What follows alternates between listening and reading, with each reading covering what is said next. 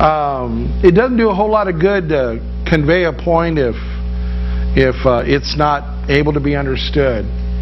When we've been talking these last 8 weeks or so about hearing God, but you know, if you're not going to do anything with it, if you're not going to heed to what it is that He says, then it doesn't do a whole lot of good, to yearn for God to speak. You ever thought about that? Little bit of a quandary that we might have when we say, I so want to hear God, speak to my heart or to say something to me, but yet we don't intend to do anything with it. In this passage of Scripture, we see Jesus right after some pretty stupendous events that have happened. God's been speaking, God's been moving. And he approaches His disciples and he asks them a question. He asks them a question about who He is. And then He discusses some things with them. Basically says to them, all right, God's spoken. What does this say to you? And then following that is a moment with Peter, James, and John up on the mountain of Transfiguration that at first seems to kind of come as a disconnected event. They seem really interesting apart, but in connection they don't seem to really tie together. And I think a lot of times we do accept them as separate events, when in reality they're two examples of God speaking. And the reaction of the disciples in both of them speaks a lot, I think, to the intent that we have upon hearing God. So I want to walk through those verses. We'll read through them one time, then we'll come back and we'll pick them apart. We're going to begin in verse 18. It said, after it happened that while He was praying alone, the disciples were with Him, and He questioned them, and He said, who do the people say that I am? And they answered and said, John the Baptist, and others say Elijah, but others that one of the prophets of old has risen again. And He said to them, but who do you say that I am? And Peter answered and said, the Christ of God. But He warned them and instructed them not to tell anyone, saying, the Son of Man must suffer many things, and be rejected by the elders and chief priests and scribes, and be killed and be raised up on the third day. And He was saying to them all, if anyone wishes to come after me, he must deny himself and take up his cross daily and follow me. For whoever wishes to save his life will lose it, and whoever loses his life for my sake will be the one who finds it. And what is a man profited if he gains the whole world and loses or forfeits himself? For whoever is ashamed of me and my words, the Son of Man will be ashamed of him when He comes in His glory, and the glory of the Father and of the holy angels. But I say to you truthfully, there are some of those standing here who will not taste death until they see the kingdom of God. Some 8 days after these sayings, Jesus took Peter, James, and John, and went up on the mountain to pray. And while He was praying, the appearance of His face became different, and His clothes became white and gleaming. And behold, 2 men were talking with Him, and they were Moses and Elijah, who appearing in glory were speaking of His departure, which was about to be accomplished at Jerusalem. Now Peter and his companions had been overtaken with sleep, but when they were fully awake, they saw His glory and the 2 men standing with Him. And as these were leaving Him, Peter said to Jesus, Master, it's good for us to be here. Let us make 3 tabernacles, one for you, one for Moses, one for Elijah, not realizing what he was saying. While he was saying this, a cloud formed and began to overshadow them, and they were afraid as they entered the cloud. Then a voice came out of the cloud saying, This is my Son, my chosen one, listen to Him. And when the voice had spoken, Jesus was found alone, and they kept silent and reported to no one in those days any of the things which they had seen. These are 2 examples of God speaking, intimately connected. If you consider the accounts that transpire over the course of about a week as a whole, then you find in one event Jesus asking a question. Who do people say that I am? Then He looks at His disciples and He says, who do you think that I am? And then 8 days later up on the mountain, you see God the Father speaking and saying to Peter, James, and John, who is Jesus? He's my beloved Son, my chosen one. Listen to Him. When God speaks for an intent, and God speaks for a purpose. God doesn't speak, contrary to popular belief, God does not speak to bolster your faith. Contrary to popular opinion, God doesn't speak to make you feel good. God speaks because He has something to communicate. And that which He communicates, He wishes to impart life through. But yet in these situations, what we see is a total misunderstanding of what's going on.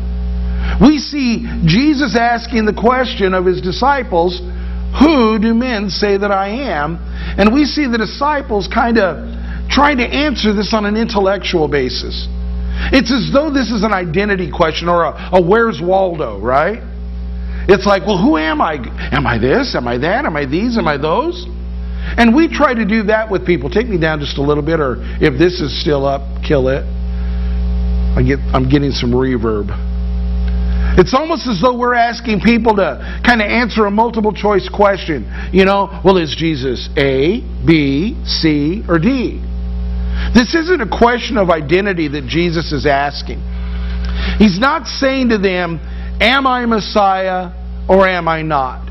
I mean, on the surface, that appears to be the question. But really, He's asking a question about essence. Who am I? What does it mean to you who I am? For some people, the answer was very simple. It's like, we see some pretty phenomenal things going on in your life. We see some things. If you look back in Luke, you see that He's healed people. He's done a lot of things. And the people are looking at the actions that Jesus is doing, and they're saying, you're a pretty powerful dude. You're John the Baptist. You're Elijah. You're Jeremiah, one of the prophets of old. But that's not sufficient. Because understanding Jesus just to be a monumental figure doesn't really change anything. Consider, if you will, the world today. You know, if you were to go out and ask people, who do you say Jesus is? Well, from some corners you would get answered with a question. Is there really a Jesus? Just because to them, well, He's not really an issue. Others would begin to debate with you and say, well, you know, he's a good man. Islam believes that Jesus is a good man, just like Abraham, though less than boy, don't you hate it when names go out of your brain? Yeah, I know, huh? I've been hanging around with older folks a lot. The guy that wrote the Mohammed, like that's like Joseph Smith, right? I mean, it's like Muhammad.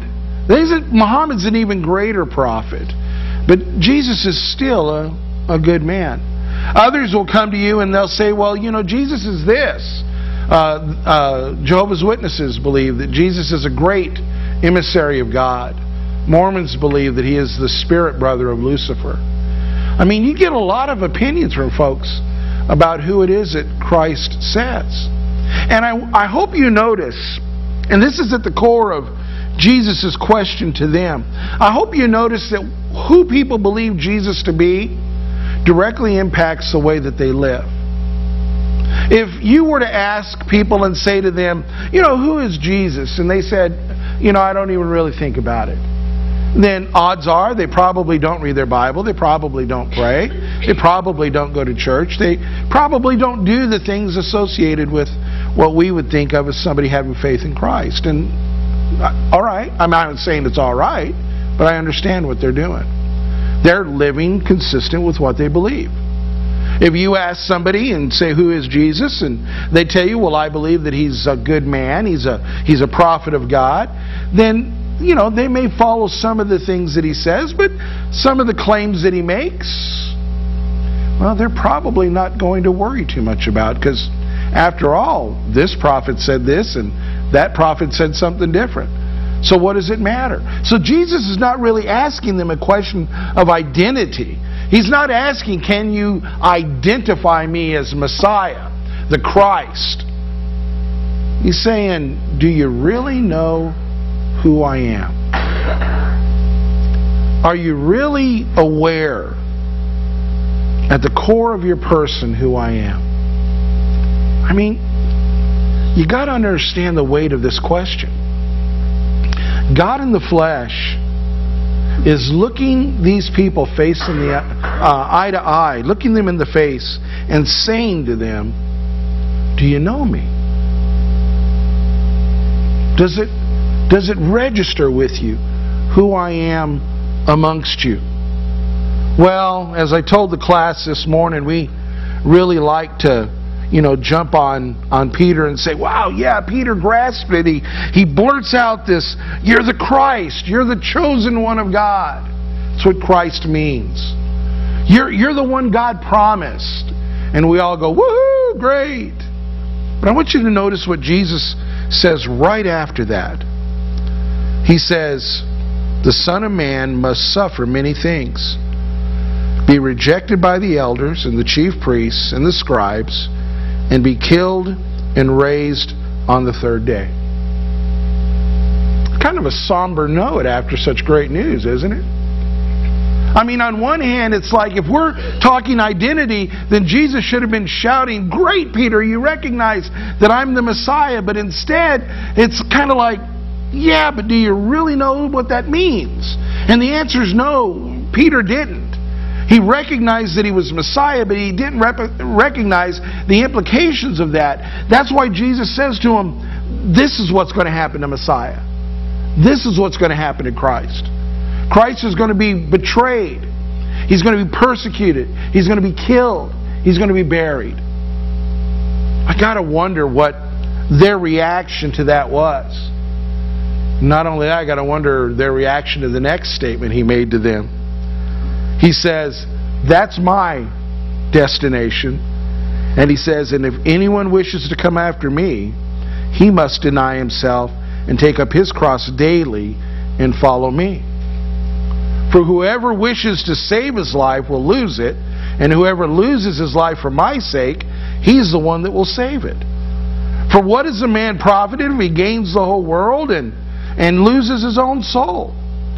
For whoever is ashamed of me and my words, the Son of Man will be ashamed of him when he comes into his glory and the glory of the Father and of the holy angels.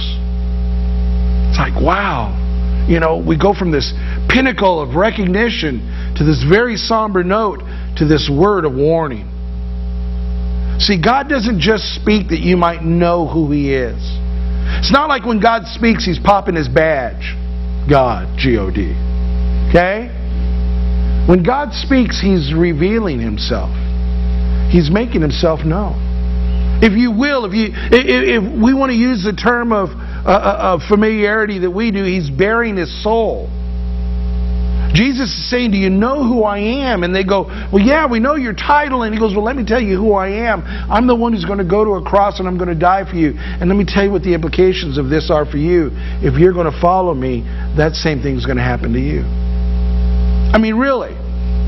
When you consider the life of Jesus, that He came, He served people, He suffered, and He died. When you consider that, that really is the pattern of life for those who would follow Him. That we come to a faith in Him and we serve others, and because of our service to others, we suffer, dying to self. It really is the expectation. He's saying you need to understand not just my identity, but who I am as a person, because who I am, if you're going to follow me, who I am shapes who you will be. I was looking in the news the other day, and they had an article about Brad Pitt and Angelina Jolie finally got married. Okay? It's only been, 8 years or something. I'm not trying to belittle it. I'm really glad they got married. Marriage is an honorable institution. And they showed a picture of them, and Angelina Jolie's wearing a white dress. And I remember something my sister said to me one time. She said, oh, well, that's just tradition anymore. I thought, no, it's not just. Maybe that's what people think today, but it really isn't. It's a testimony. When we think about being a Christian, and for us it may mean a lot of things, but really, it's an identity with Christ. Really, it's the uniting of ourselves with Him in His death as well as in His life. As He served and suffered and died, you and I serve and suffer and die. And if you're going to claim the name of Christ, if you're going to say, I have heard God calling, then you need to recognize those implications. God doesn't just speak to your heart so that you would be aware of Him. He speaks to your heart in order to impart to you a new life. And from the perspective of humanity, that life is a little bit different. That life seems to be a loss. But as Jesus told them and us, that what they think is loss is really gain. For you see, whenever we try to save ourselves, in the end we realize that we've really lost ourselves. To be a follower of Christ, to say that you have heard His voice, is reflected not in what you profess, but in who you are as a person. That's why God speaks. That's why I believe that, there's a lot of times God could speak, but people wouldn't do anything with it, so why waste your words? Do you agree? I mean, why yell if you're not going to be heard? Why speak if people are going to ignore you? God says, if you're not going to do anything with it, then I'll be quiet.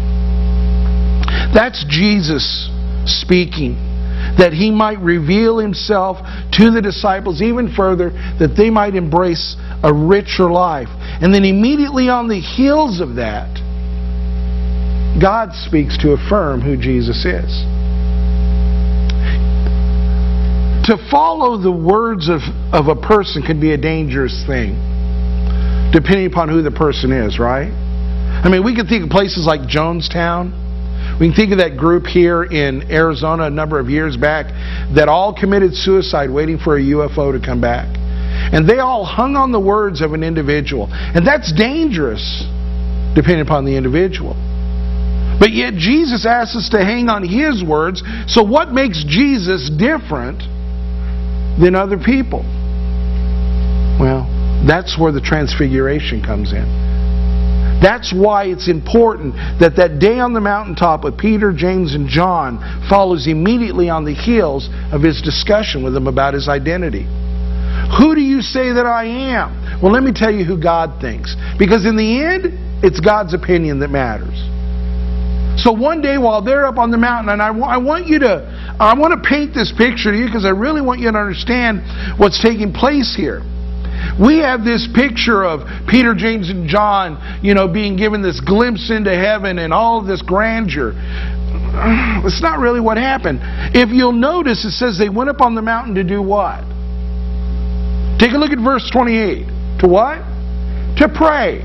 Jesus often did that and often took His inner circle with Him. They went up on the mountain to pray. And while they were praying, Peter, James, and John fell asleep. Alright guys, while you're sleeping, sounds familiar, it'll happen in a bit over in the garden. While you're sleeping, Jesus says, well, I'll have a talk with Elijah and Moses.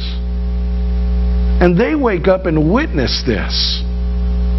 This didn't happen for their edification. This was the natural state of what was going on between Jesus and the Father. And they got a glimpse into it. Says that they woke up and they saw this and they saw who he was talking to. And what were they talking about? They're talking about what was coming up. The events that would soon transpire in Jerusalem. And then it says in verse 32, now Peter and his companions had been overcome with sleep, but when they were fully awake, they saw His glory and the two men standing with Him. And as these two were leaving, as Moses and Elijah were leaving, here's Peter again, the same Peter who said, woo, you're the Christ, the Son of God. Peter says, it's good for us to be here. Really? We couldn't carry on our conversation without you snoring in the background. Okay. It's good for us to be here. Let us make 3 tabernacles. Let's build you little houses. Let's erect an edifice to this event. Was it a phenomenal event? Yeah, it really was. To have a glimpse of Jesus, and theologically speaking, what you see here is something called Jesus in His pre-incarnate state. Before He came in human flesh, they saw Him in His glorified state. And their reaction to that is to celebrate the event, not to learn something from it. His response to the question, who is Christ, is, or who is Jesus? Boy, you're the Christ. And I don't know where to go with that. You know, I see this great event. What do I do with it? I'll build a building. I mean, he understands that something's happened, but he's having the totally wrong reaction to it. So in the midst of this, all of a sudden God begins to show up. It says a cloud began to form. Now, it's not a cloud coming overhead and blocking the sun. It's a cloud begins to form in their midst. And if you walk back into the Old Testament, this is a very familiar occurrence when God shows up. And it says that Peter and James and John, who just moments ago saying, it's good for us to be here, we're saying, how do we get out? This becomes a time of fright. It says, and as they entered the cloud, all of a sudden they hear the voice of God saying, guys, will you listen? Will you listen? This is my chosen one. This is my Christ. Hear Him. You're all caught up in the event. See past the event. Listen to what He's saying. Had they listened to what Jesus was talking about with Elijah and Moses, they would have come away from that experience different than they were on, well, let's build a tabernacle. God attests to the validity of who Christ is. Something that He's not done with anyone else. We make a big deal about the crucifixion, as well we should, right? I mean, it is the atonement for the sins of humanity. But just as big, if not a bigger deal, rests in the fact that He was raised from the dead. You understand that when that happened, God's saying, yes, He is legit?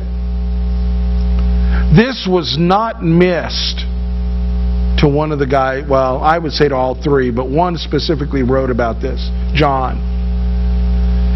In his letter, he writes this: what was from the beginning, what we've heard, what we've seen with our eyes, what we've looked at and touched with our hands concerning the word of life, and the life was manifest, and we have seen and testify and proclaim to you the eternal life which was with the Father and was manifest to us. What we have seen and heard we proclaim to you also, so that you too may have fellowship with us. And indeed, our fellowship is with the Father and with His Son, Jesus Christ.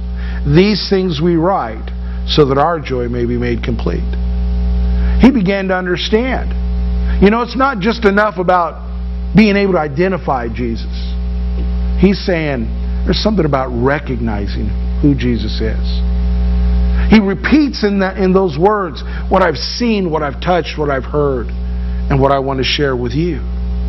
Because he understood, he came to the point of realizing that Jesus wasn't just a man, and He wasn't just a rabbi, and He wasn't just a prophet, and He wasn't just a good man, and He wasn't just Messiah.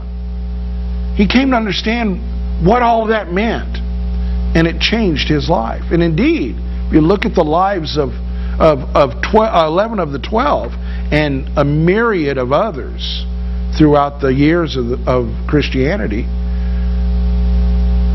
they've died for what they believed.